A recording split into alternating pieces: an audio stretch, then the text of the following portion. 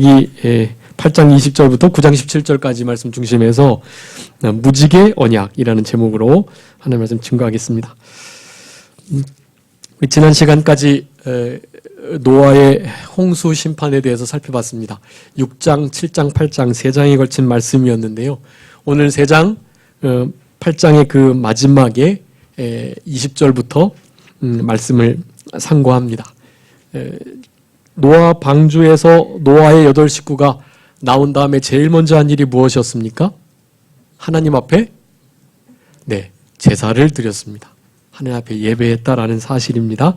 하나님께서 기뻐하시는 일을 잘 찾아 행한 우리 노아의 가족이라고 할 수가 있겠고, 이때에는 전 지구상 유일한 인류였다라는 것을 우리는 다시 한번 기억해야 되겠습니다. 이 역사적인 사건을 세상 나라와 학교에서는 전혀 뉴스로 다루고 있지 않고 그저 헛맹랑한 기독교의 부족 국가의 한 이야기 정도로만 치부하는 이것은 과학이 발전됨에 따라서 너무나 분명한 진리와 사실임을 우리가 증명받고 있습니다.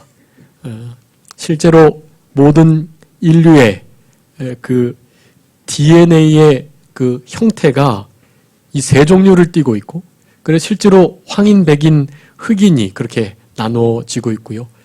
근데 결국 알고 보니 그것은 한 부모로부터 나왔다. 당연히 노아의 아내로부터 셈과 함과 야벳이 나오므로 지금의 전 인류가 구성이 되었다는 것을 우리는 믿어야 하겠습니다. 그것을 믿지 않는 자들은 그들은 진화론을 믿고 있는 거고요. 우리는 창조론과 하나님이 창조하셨음, 그리고 창조하신 피조물을 하나님께서 기다리시고 참아주시고 그렇게 봐주시다가 정말 어쩔 수 없이 하나님의 공의로우심을 나타내 주셔야 하겠기에 전 인류를 모든 동물들과 함께 죽이시는 준엄하신 심판을 내리셨다는 사실, 이것을 우리는 믿고 있는 자들인 것입니다. 사실은 그들도 믿음이고 우리도 믿음이에요. 저들도 그렇게 사실은 믿고 있는 것입니다. 옛날에는 그게 더 증거가 확실했다고 생각했는데 과학이 발달되니까 그들이 믿고 있는 믿음의 근거가 너무나 열악하다. 자신들이 주장하고 있는 과학적 법칙에 어긋나는 이론, 법칙보다 한참 낮은 단계의 학설, 그 이론을 지금 믿고 있는 것이에요. 그러니까 우리는 과학이 발전됨에 따라서 얼마나 우리의 믿음의 근거가 확실한지, 또 분명한 진리, 참된 진리의 지식에 근거한 것인지를 기억하면서 우리는 감사하게 생각해야 하겠고요. 이와 같은 자리에 우리를 불러주심을 우리는 늘 감사해야만 합니다. 마치 노아의 식구, 노아의 방주에 탄 자와 같은 거예요. 다른 것이 아닙니다. 지금 우리는 다 어디에 탄 거라고요? 노아의 방주에 탄 자들이나 마찬가지인 거예요. 하나님께서 이끄시고 인도하시는 대로 하나님의 절대 주권과 섭리를 그렇게 순간순간 맛보면서 살아가는 자들인 것입니다. 이 방주에 타지 못한 자들은 이제 다 죽을 수밖에 없고요.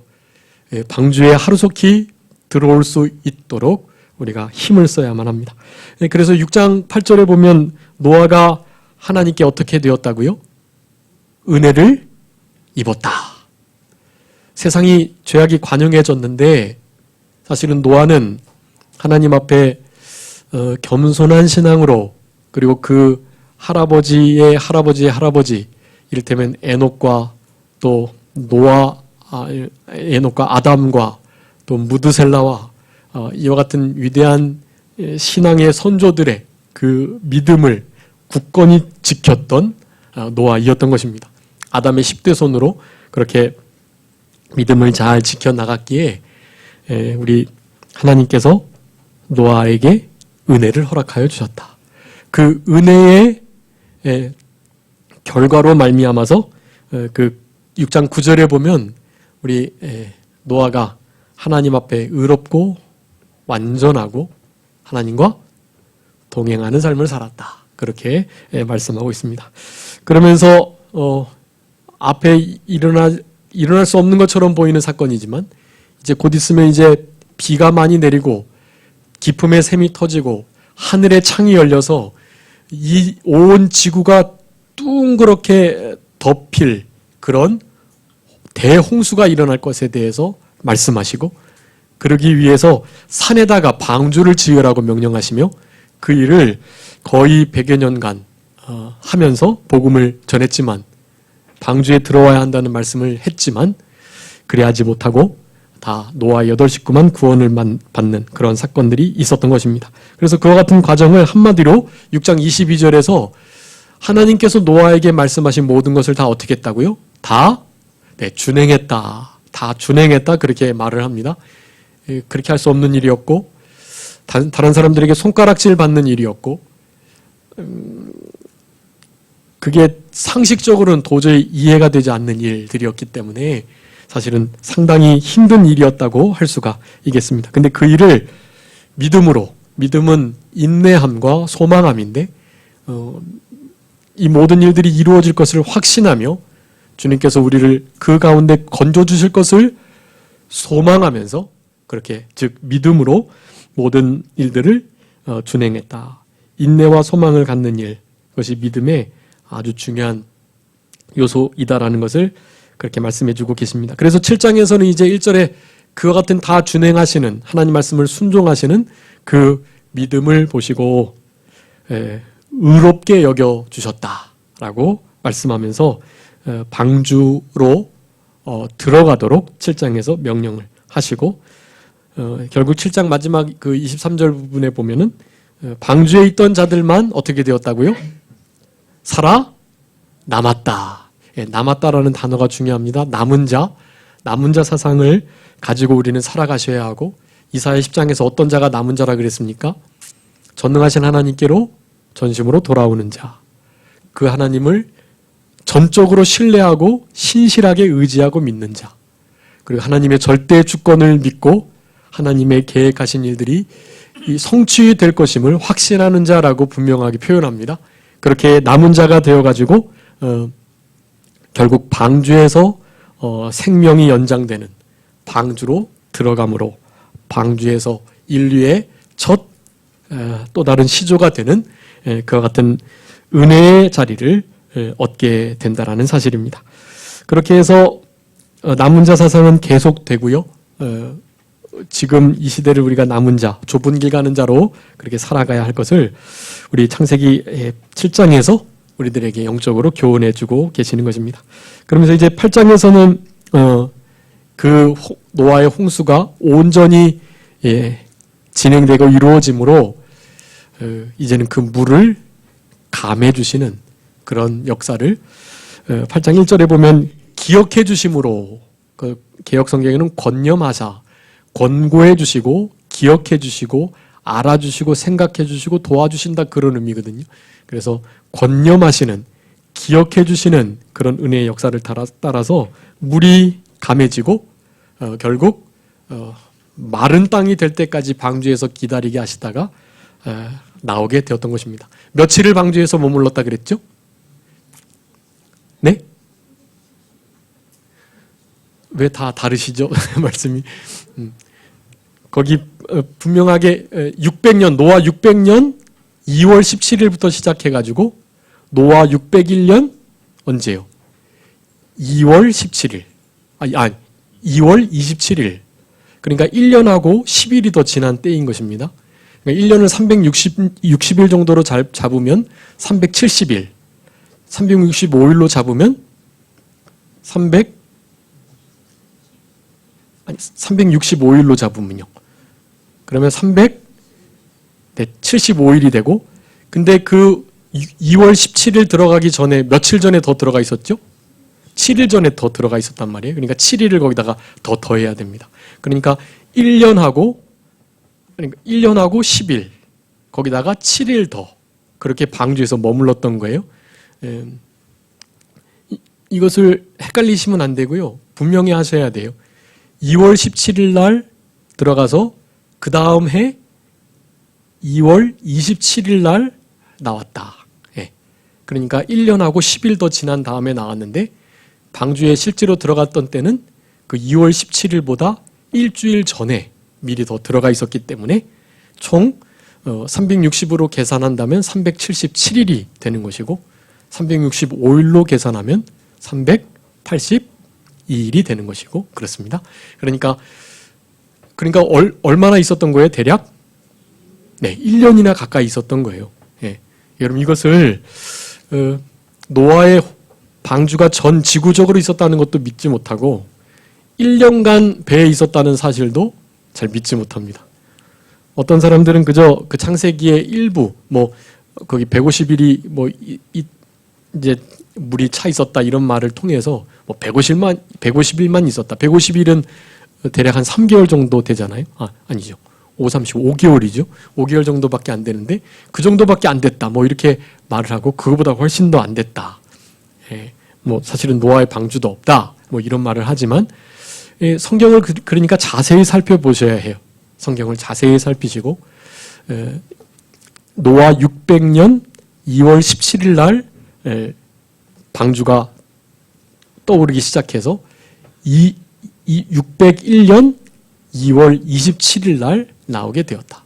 그러니까 적어도 1년 이상 방주에 머물면서 근데 어떻게 그 방주에 이렇게 머물 수가 있었겠습니까? 하나님께서 미리 음식을 다 어떻게 하라 그랬어요? 네, 저축해 놓으라 그랬어요. 저축. 저축하는 것이 그래서 성경적인 일입니다. 앞일을 잘 위해서 미리 잘 저축해 놓는 것이 아주 중요해요. 앞일을 준비하는 것. 가장 큰 저축은 어떤 저축이겠습니까, 여러분? 네? 네, 하늘나라에 쌓아두는 거. 그거는 좀이나 동록이 해하지 못합니다. 스위스 계좌에 넣어놔도 어떻게 될지 모르는 거예요, 그거는. 금으로 다 바꿔놔도 그거 어떻게 할 수도 없어요. 네. 사실은 하나님 앞에 돈이나 건강이나 자녀나 내 사업이나 나의 어떠함은 정말로 아무것도 아닙니다.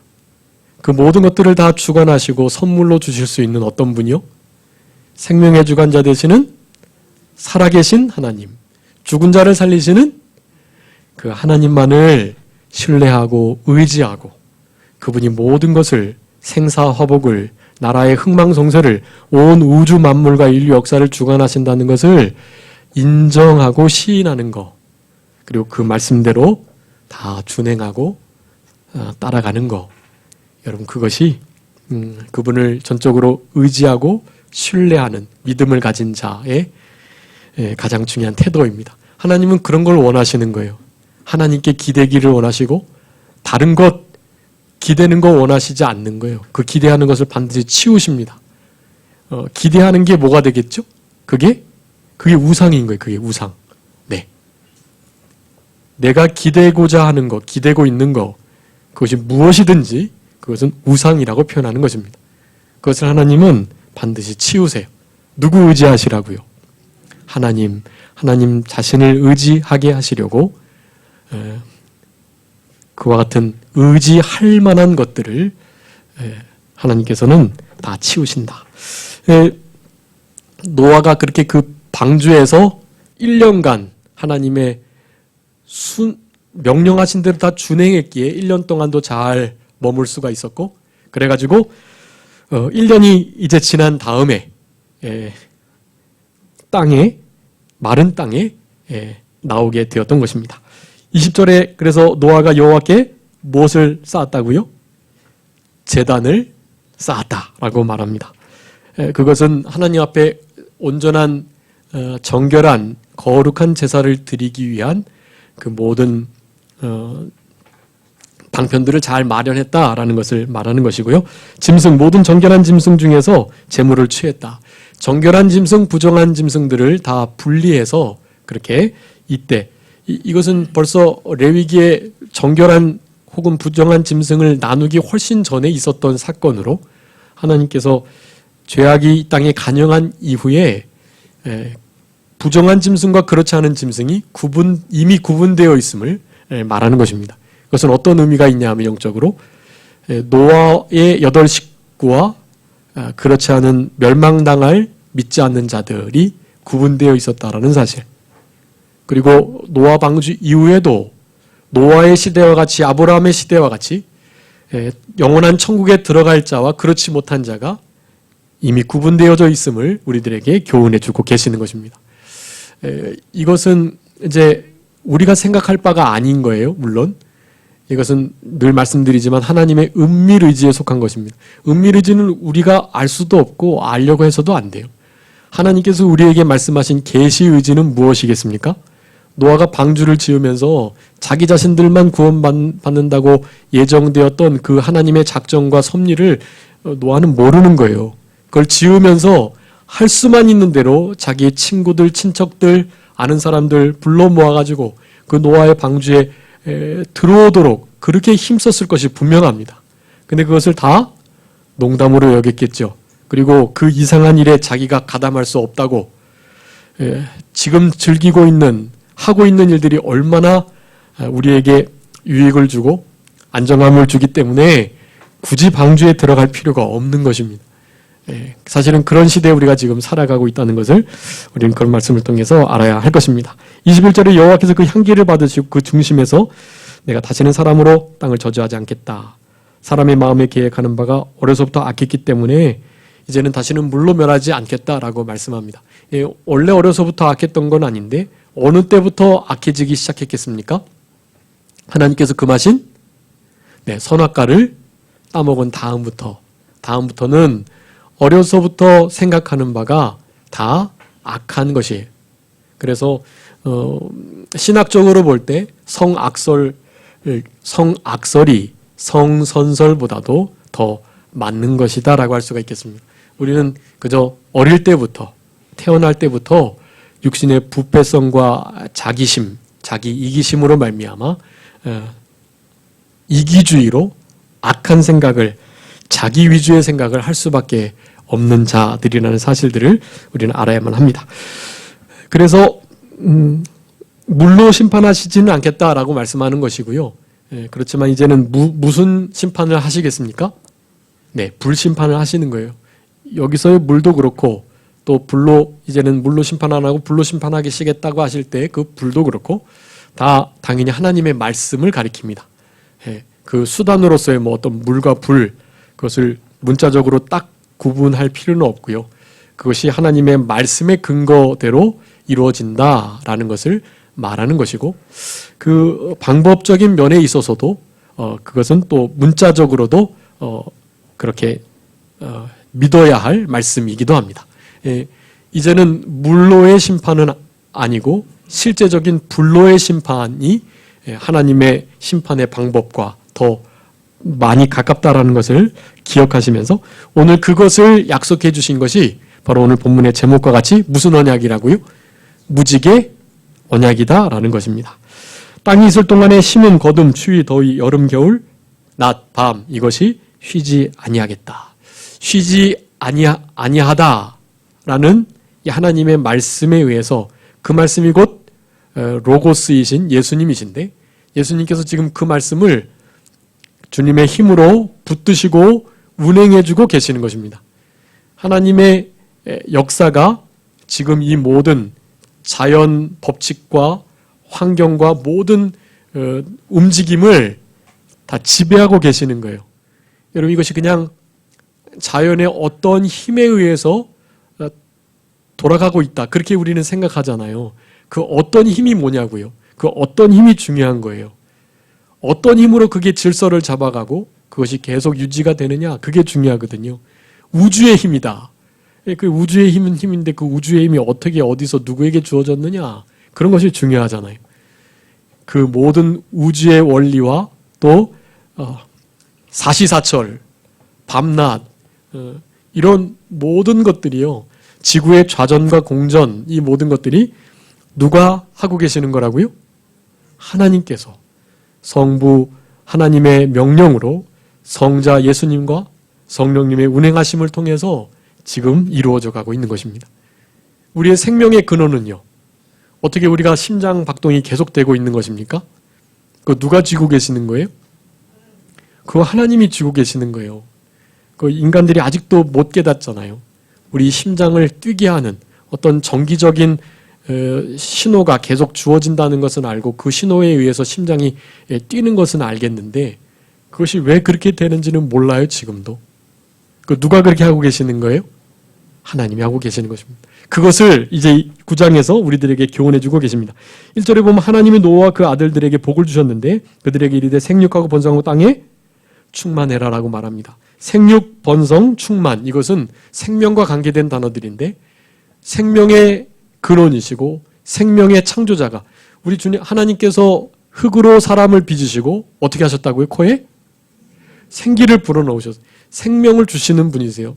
사도행전 17장에서도 인간에게 우리 하나님 무슨 섬김을 받으시는 분이 아니고 인간의 섬김을 받으실 만한 그런 작은 분이 아니고 인간에게 친히 생명과 호흡 주시는 분이다. 생명과 호흡을 주시는 만물까지도 허락해 주시는 우리 하나님이신 것을 말씀하는 것입니다. 그래서 시편 42편에 보면 우리 하나님을 생명의 하나님이라고 표현합니다. 여러분 우리 하나님이 무슨 하나님이시라고요? 생명의 하나님. 생명의 하나님이라는 것은 생명을 주관하신다라는 뜻이에요. 네, 그러니까 우리 권사님도 기도하셨지만 우리 오전에도 함께 합심해서 기도했지만 생명이 살고 죽는 거 그것은 무슨 자연의 법칙이나 뭐 어떤 우연한 때나 사건 사고에 의해서 이루어지는 것이 아니다라는 것을 여러분 확신하셔야 되겠습니다. 그 누가 하시는 일입니까? 생명의 주관자가 되시는 생명의 하나님이 그 일하고 계시는 거예요. 여러분 그렇기 때문에 우리가 유일하게 매달리고 기대고 의지하고 믿을 만한 분은 우리 하나님밖에 없으신 거예요. 기도하는 일이 작은 것 같지만 사실은 기도하는 일이 가장 큰 일입니다. 예, 기도하는 것이요. 기도에서 하나님이 한 걸음 움직이시는 것이 사람이 아무리 억보를 걸어봐도 하나님의 한 걸음을 따라올 수가 없는 것이 사람에게 의지하지 마시고 의사가 하는 말들 의학적으로 진단된 상태 그거 중요한 거 아닙니다. 거기에 우리가 너무 의지해서는 안 돼요.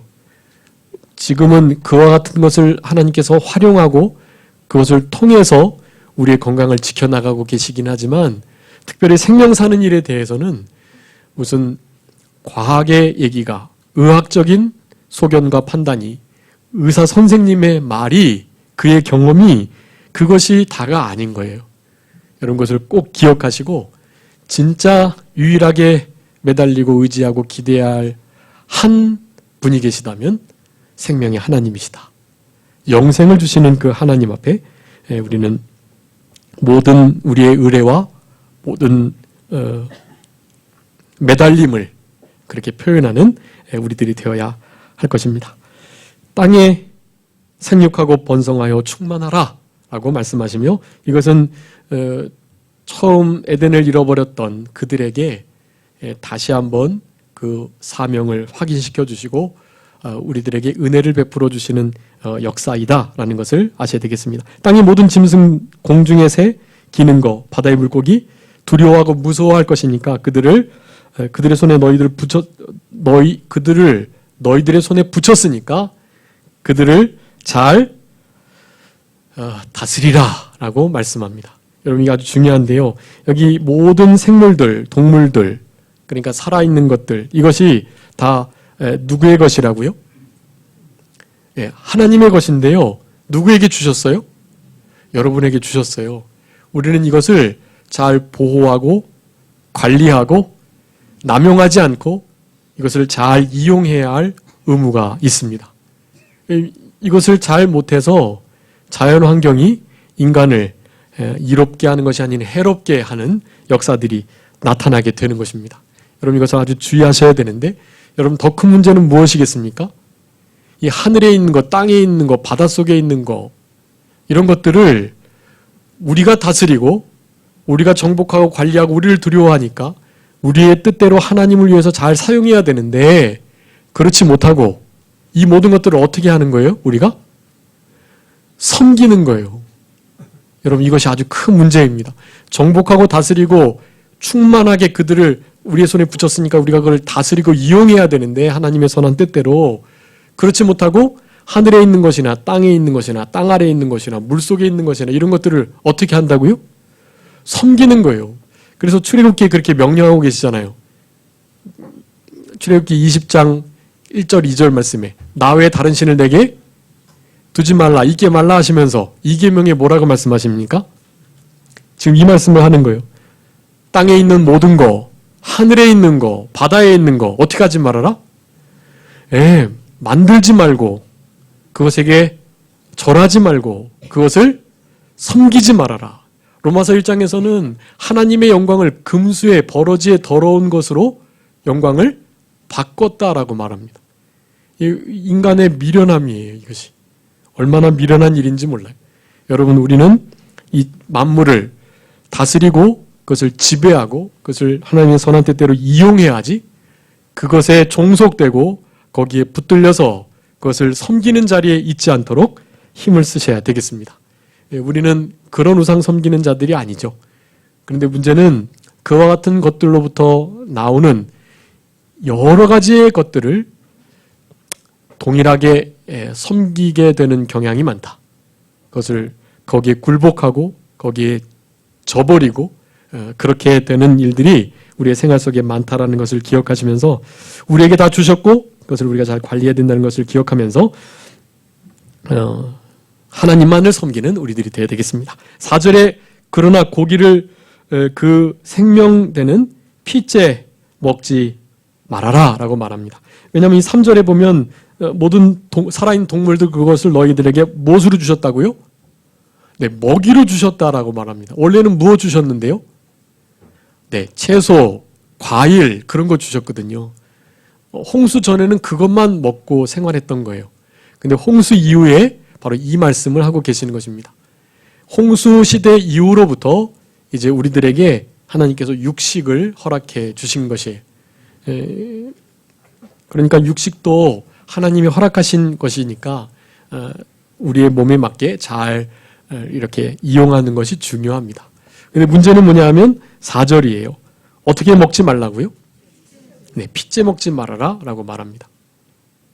여러분 이것은 선악과를 내시고 선악을 알게 하는 나무의 과실을 내시고 그 선악을 알게 하는 나무의 과실을 어떻게 하라고 그랬어요? 하나님께서요? 먹지 말라 그러셨잖아요. 근데 그 명령과 사실은 같은 맥락, 같은 의미를 갖는 명령입니다. 노아 홍수 전에는 선악을 알게 하는 나무의 그 실과를 먹지 말라는 계명으로 하나님의 하나님 되심을 하나님께서 온 동산과 모든 생명과 모든 것의 주관자가 되심을 그렇게 나타내 주셨던 것인데 그 일을 아담과 하와가 범죄함으로 어겨버렸던 것입니다. 그래서 그 대신에 이제 이 계명을 주시는 거예요.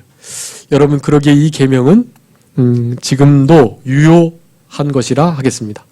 이제 레위기 뒤편으로 이제 가면 이제 그제서야 이 피를 먹지 말라고 율법으로 금하고 있거든요. 그런데 이것은 지금 어디에서 나오는 겁니까? 창세기 9장에서 나오는 거예요. 창세기 9장. 예.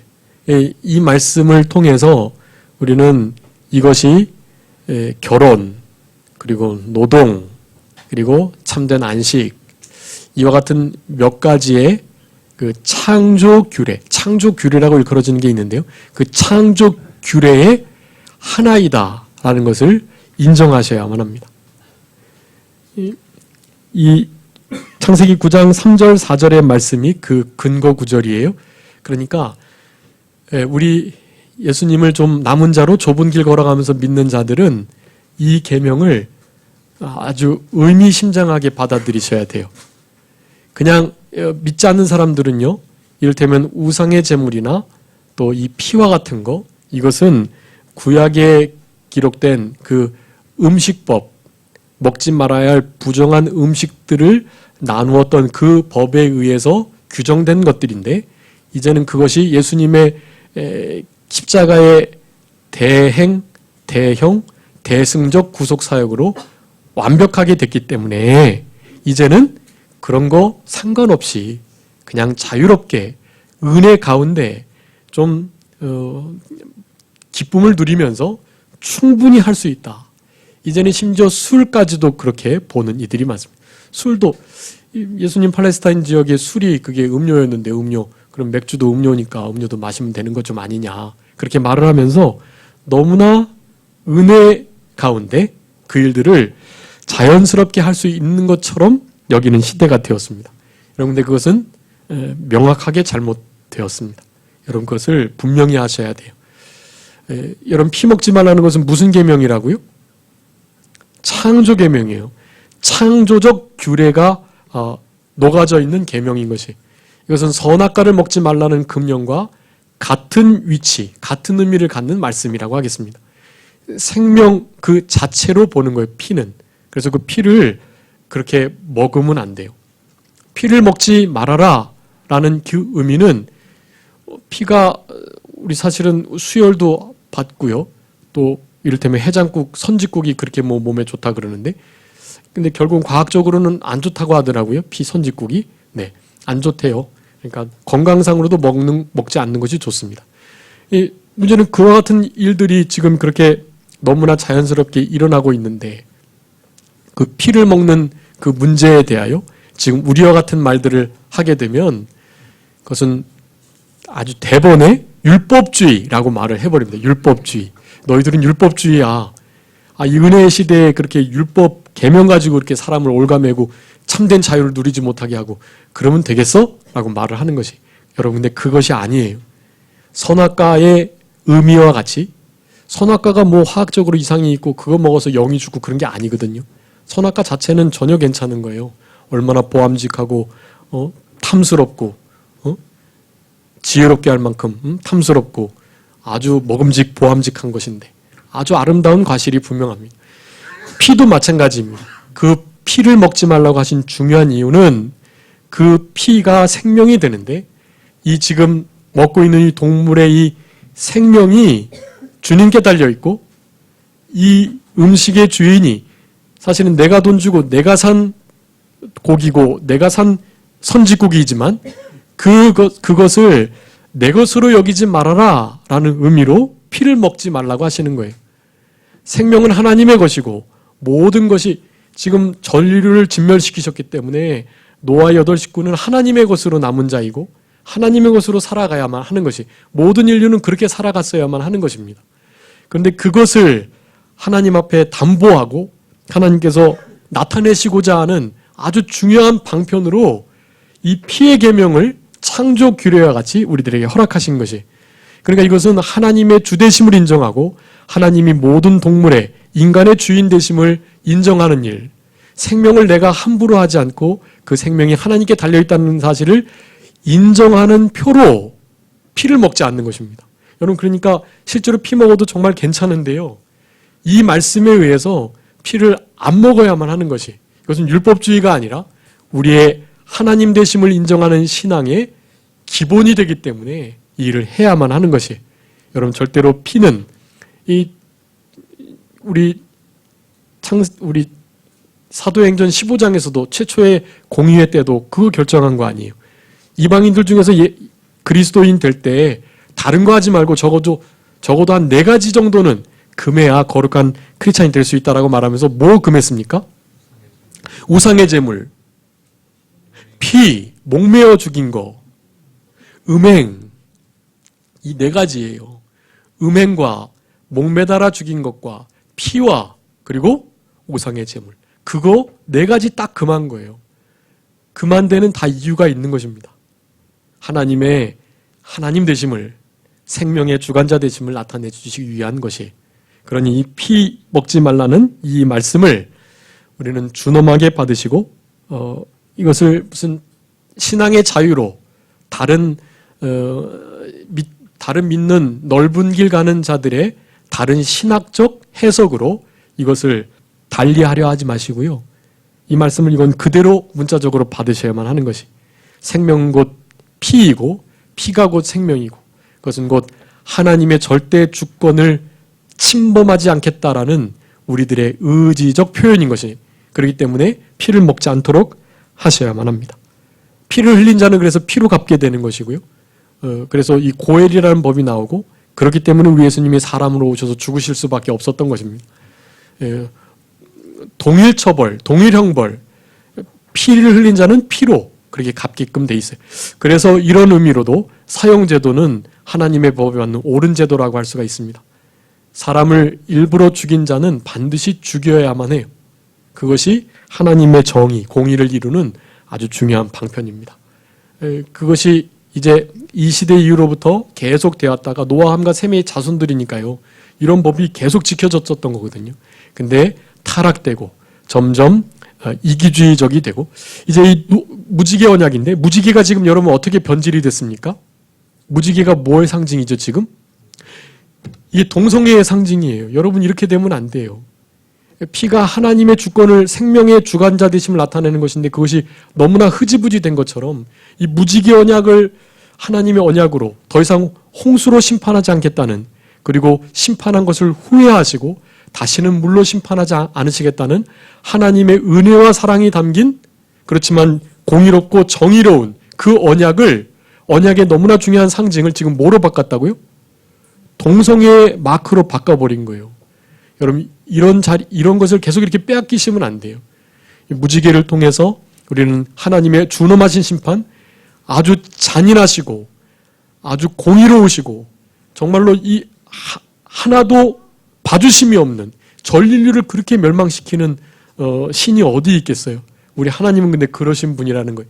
무지개가 아름답게만 보이지만 다시는 홍수로 멸하지 않겠다는 말씀이긴 하지만 하나님의 준엄하신 심판을 보셔야만 합니다. 무지개 언약은 노아의 홍수와 직결되는 언약이 그러기에 무지개 언약 보기는 너무나 아름답고 좋은데 그 언약 속에 숨겨져 있는 하나님의 정의와 공의, 하나님의 준엄하신 심판, 징계하심 이것을 우리는 두려워해야 하고 그것을 하나님 앞에 경외의 신앙으로 표현하며 감사하면서 무지개가 보일 때마다 우리는 하나님의 그 심판과 심판 중에도 진노 중에도 베푸시는 방주 속에 8명을 살리시고 그로부터 온 인류를 이렇게까지 오게 하신 하나님의 그 은혜를 생각하게 해야만 하는 것입니다. 그런 무지개 언약으로 생명의 언약으로 피의 언약으로 남은 때를 살아가셔가지고 우리 하나님께서 원하시는 그런 하나님의 계명을 지키는 자들에게 주시는 그런 모습들로 잘 만들어짐으로 말미암아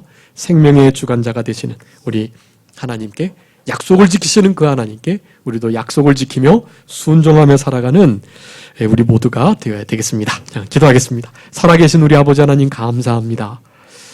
우리들에게 노아의 홍수 이후에 은혜로운 하나님의 역사를 따라 8명의 노아의 식구들을 마른 땅을 밟게 하시고 그 첫 행한 일이 하나님께 예배하고 찬송하며 경배한 일이었다는 것을 우리들에게 교훈하시면서 무지개 언약을 세워주신 하나님 앞에 감사할 수 있는 신앙을 우리들에게 허락해 주신 것 진심으로 감사합니다.